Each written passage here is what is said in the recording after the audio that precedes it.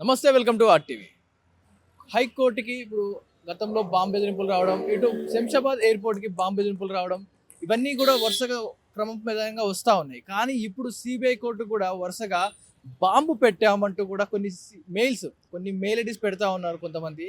ఆ mail IDs ఎలా ఎందుకు పెడతా ఉన్నారు?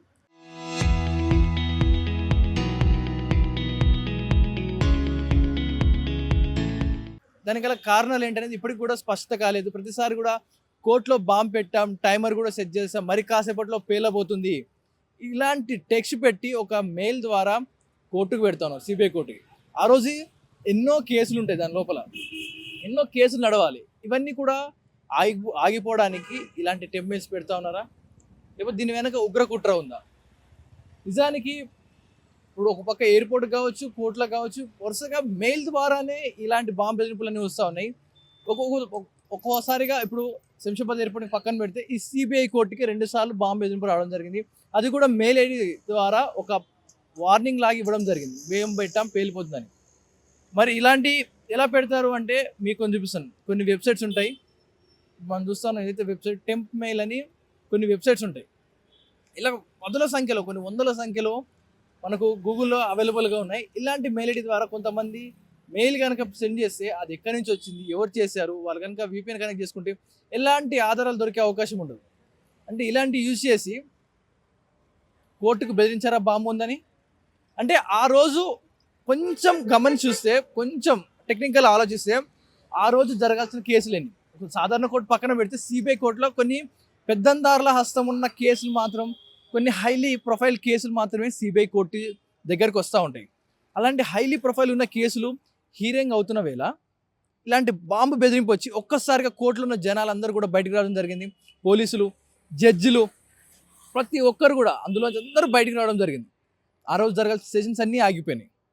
అంటే ఏదో ఒక కేసుని, ఏదో ఒక పెత్తందారుల కేసుని ఆ రోజు నుంచి వాయిదా వేయడానికి, లేదా దాన్ని తారుమారు చేయడానికి ఇలాంటి బాంబు బెదిరింపు ఎవరన్నా లోకల్గా చేశారా, లేకుంటే దీని వెనుక నిజంగా ఉగ్ర కుట్ర ఉందా? ఇలాంటి భిన్నమైన ప్రశ్నలు తలెత్తా ఉన్నాయి. ఎందుకంటే గతంలో ఫారెన్సిక్ ల్యాబ్ తగలబడింది, చాలా వరకు ఎవిడెన్స్ కాలిపోయినాయి. ఇప్పుడు సిబిఐ కోర్టుకి బాంబు బెదిరింపులు వస్తూ ఉన్నాయి. మనం అదే సిబిఐ కోర్టులో ఉన్నాం, సిబిఐ కోర్టు దగ్గరే ఉన్నాం, విజువల్లో చూస్తూ ఉన్నాం. మరి ఆ రోజు సిచ్యువేషన్ ఎలా ఉంది? బాంబు బెదిరింపు వచ్చింది అంటూ ఒక మెయిల్ అయితే రావడం జరిగింది.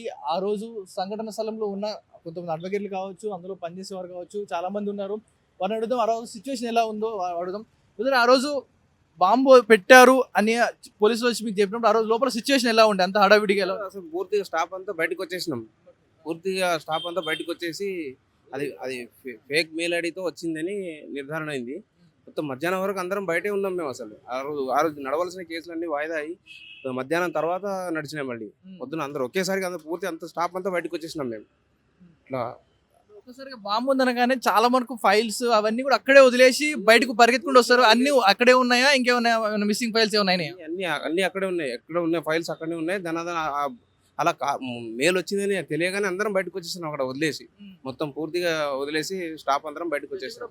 మొత్తం జడ్జి గారు, మేము అందరం, మొత్తం పూర్తి స్టాఫ్ అంతా, కోర్టు స్టాఫ్ అంతా వచ్చేసినాం. ఇదే కోర్టులో మేము పనిచేసేది, ఈ కోర్టు స్టాఫే. సుమారు ఎన్ని గంటలు కోర్టు వాయిదా పడింది? ఏ కేసులు నడవకుండా ఎన్ని గంటలు? 10:30 నుంచి 2:30, 3 ఆ సమయం వరకు వాయిదానే పడింది. పడింది. మళ్ళీ తర్వాత అలాంటి ఏమన్నా జరిగాయా? ఇంతకు ముందు కూడా 3-4 మంత్స్ బ్యాక్ కూడా అలా వచ్చింది. అవి ఫేక్ ఐడి నుంచి వచ్చినాయి, ఎలా వచ్చినాయి తర్వాత తెలిసింది. అది మొత్తం చెకింగ్ చేసిన తర్వాత మాకు తెలిసింది. ముందే తెలియలేదు. ముందు అది తెలియగానే అందరం బయటకు వచ్చేసినాం. అది కంగారు పడిపోయి అందరూ ఒకేసారి ఇలా వచ్చింది అనగానే స్టాఫ్ అంతా బయటకు వచ్చేసినాం. పూర్తిగా 2:30 వరకు బయటనే ఉన్నాం. మళ్ళీ 3 గంటలకు మళ్ళీ వెళ్ళాం. అప్పటి నుంచి యథావిధిగా మళ్ళీ నడుస్తూ ఉన్నాయి. ఆ రోజు సుమారుగా మీరు అన్న రోజు ఎన్ని కేసులు ఆ రోజు నడుస్తూ ఉన్నాయి? కోటికి కొన్ని అని ఉంటాయి. ఒక కోటికి 60, కోటికి 70, కోటికి 100 అలా ఉంటాయి. ఇందులో 9 కోట్లు ఉన్నాయి సిబిఐలో. 9 కోట్లలో కలిపి ఒక కోట్లో 60, ఒక కోట్లో 70, ఒక కోట్లో 100, ఒక కోట్లో 120 అలా ఉంటాయి కౌంటింగ్ బట్టి. అన్నీ పూర్తిగా అన్ని వాయిదా పడి మళ్ళీ 2:30 తర్వాత నడిచినాయి. అంటే ఆ రోజు ఇప్పుడు సుమారుగా 60-70 ఉంటాయి అంటున్నారు. ఆ రోజు 60-70 మధ్యాహ్నం నుంచి పూర్తయినాయి, లేకపోతే నెక్స్ట్ డేకి వాయిదా పడ్డ కేసులు ఏమైనా ఉన్నాయంటారు? అప్పుడు పిలిచే సమయానికి అలా కాల్ వచ్చింది కాబట్టి ఏమి కాల్ వర్క్ చేయకుండా బయటకు వచ్చేసినాం. తర్వాత మళ్ళీ 2:30 ఆ తర్వాత పిలిచినాం. పేర్లని పిలవడం అంటే కాల్ వర్క్ మట్టు కంప్లీట్ అయింది. మళ్ళీ వాయిదానే ఇస్తారు కదా ఎలాగైనా. అది అలా జరిగింది. సో ఆ రోజు సిచ్యువేషన్ నిజంగా బాంబు ఉంది అని అనుకుని అందరు పరుగులు తీసిన సిచ్యువేషన్ నా తొక్కిస్ లాంటిది అయిందా లోపల ఏమన్నా లేదు, అందరూ డైరెక్ట్ గా వచ్చేసినాం. ఏ ఫ్లోర్ ఆ ఫ్లోర్ తెలియగానే అన్ని ఫ్లోర్లకి కిందికి వచ్చేసినాం. 4 ఫ్లోర్ల కిందకి మొత్తం కిందికి వచ్చేసినాం. ఇక్కడ విన్నారు కదా మరి సుమారుగా 9 కోట్లు ఉన్నాయి లోపల సిబిఐ లోపల. సుమారుగా 9 కోట్లలో ఒక్కొక్క కోర్టుకి ఒక రోజులో 60 నుంచి 70 ఒకసారి 100 కేసులు కూడా ఉంటాయంట. ఆ రోజు 10:30 గంటల నుంచి 2:30 గంటల వరకు కోర్టు వాయిదా పడింది. ఆ తర్వాత మధ్యాహ్నం సెషన్స్ ఉన్న కేసులన్నీ కూడా వాయిదాలు ఆ రోజు మధ్యాహ్నం నుంచి ఏవైతే కేసులు ఉంటాయో వారి టైం స్లాట్ ప్రకారం మధ్యాహ్నం నుంచి ఉన్న కేసులన్నీ కూడా హీరింగ్ అయినాయి, కొన్ని అవ్వడం జరిగింది, మిగతా అన్ని కూడా నెక్స్ట్ డే పోస్ట్ పోన్ అవ్వడం జరిగింది. మరి నిజానికి కొంచెం లోతుగా ఆలోచించి చూస్తే ఆ బాంబు బెదిరింపు మెయిల్ ఏదైతే మీకు టెంప్ మెయిల్ కొన్ని వెబ్సైట్లు ఏదో చూసానో ఇలాంటివి కొంతమంది రాజకీయ నాయకులు కానీ వారి స్వార్థం కోసం ఎవరైనా కోర్టుని తప్పుదారి పట్టించి ఆ రోజు హీరింగ్ని నెక్స్ట్ డేకి మార్చుకొని ఎవిడెన్స్ని తారుమారు చేయడానికి కానీ ఇలాంటి అవకతవకలు చేయడానికి ఏమైనా బాంబు బెదిరింపు చేశారా అనే క్వశ్చన్ అయితే రేజ్ అవుతూ ఉంది అందరిలోనూ. లేక నిజంగానే ఎవరైనా ఉగ్ర కుట్ర ఉండి ఈ సిబిఐ కోర్టుకి బాంబు బెదిరింపు బెయిల్ పెట్టారా? ఎందుకంటే ప్రతిసారి కూడా ఒక ఫేక్ మెయిల్ ఐడి నుంచి ఒక టెంప్ మెయిల్ ఐడి నుంచి ఇందాక ఫోన్లో మీకు వెబ్సైట్లో చూపించినట్టు ఇలాంటివి వాడి ఒక టెంపరీ మెయిల్గా ఒక బాంబు బెదిరింపు లోపల బాంబు పెట్టాం, టైమర్ ఉంది, పేలిపోద్ది, మరి కాసేపట్లో అందరి నుంచి బయటికి రాకపోతే కనుక మీరు ఈ బాంబు పేలి అందరూ చనిపోతారు అంటూ కూడా బెదిరించారు.